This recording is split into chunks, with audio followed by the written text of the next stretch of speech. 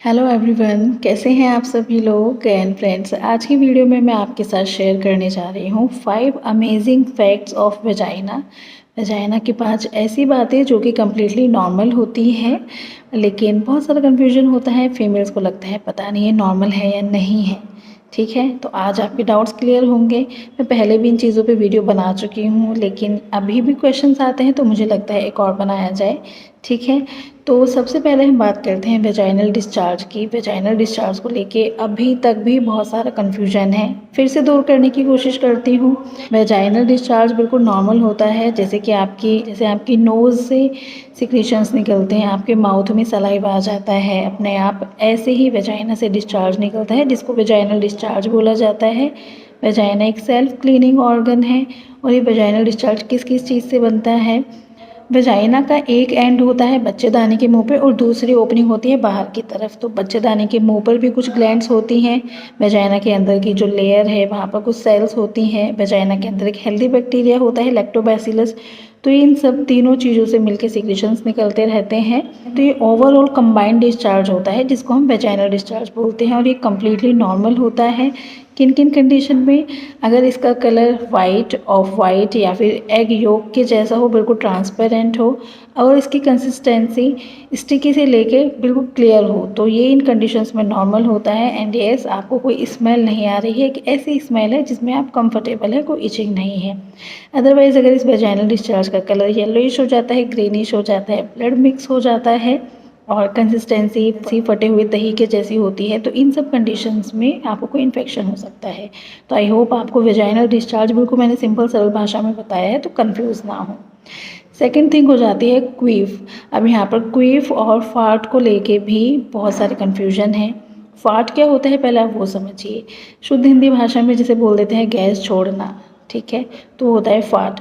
Fart क्या होता है? जब आप कोई खाना खाते हैं, खाने का डाइजेशन होता है, आपने पहले स्कूल टाइम में भी पढ़ा होगा, आपके शरीर में एंजाइम्स होते हैं, उनके साथ रिएक्शंस होती हैं, तो जो न्यूट्रिएंट्स होते हैं वो आपके शरीर में एब्जॉर्ब हो जाते हैं। वेस्ट मटेरियल आपकी पॉटी के रूप में एनस से बाहर निकल जाता है और कुछ उस टाइम पे गैस भी रिलीज़ होती है। तो ये गैस भी आपके डाइजेस्टिव सिस्टम से होती हुई एनस के थ्रू बाहर निकल जाती है, जिसको गैस बोलते हैं, फाट बोलते हैं।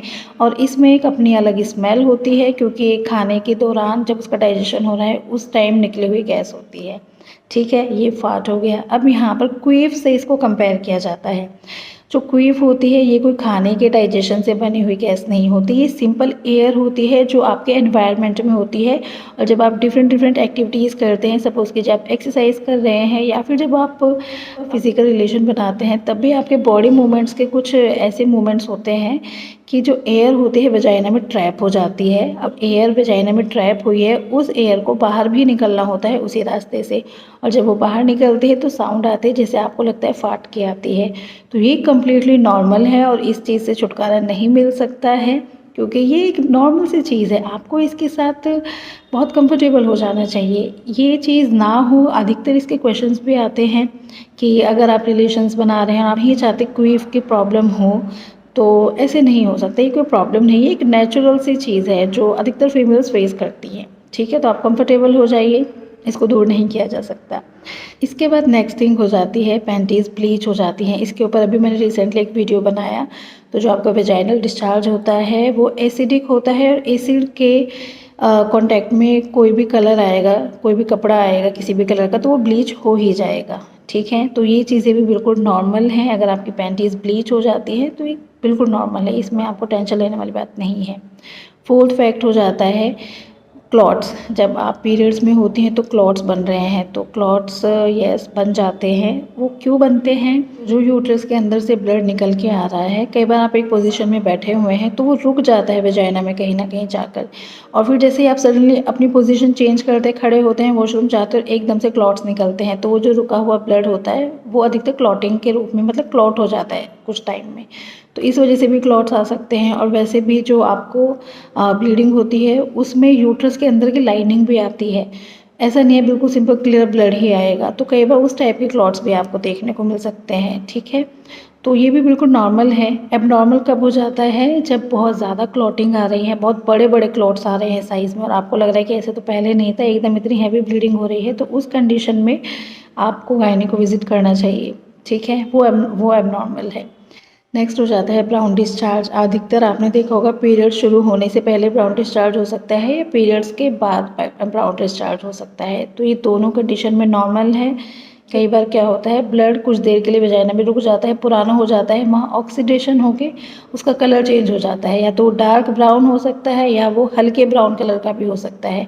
तो ये पीरियड से एक दिन पहले एक दिन बाद तक नॉर्मल है। हाँ, अगर आपकी पूरी मंथली साइकिल में बीच में अचानक से ब्राउन डिस्चार्ज आ रहा है तो वो चीज़ नॉर्मल नहीं है, ठीक है। तो आई होप आपके लिए वीडियो हेल्पफुल रहा होगा। 5 ऐसी बातें आपको जानने को मिली हैं कि जो बिल्कुल नॉर्मल है और जिनको लेके आप बहुत ज़्यादा डरते रहते हैं, और कब अब नॉर्मल है वो भी मैंने साथ में आपको बताया। तो आई होप आपको वीडियो अच्छा लगा हो तो लाइक कर दीजिएगा और हमारे चैनल पर बने रहिए और हेल्थ रिलेटेड वीडियोज़ देखने के लिए फिर मिलेंगे नेक्स्ट वीडियो में। तब तक के लिए बाय बाय।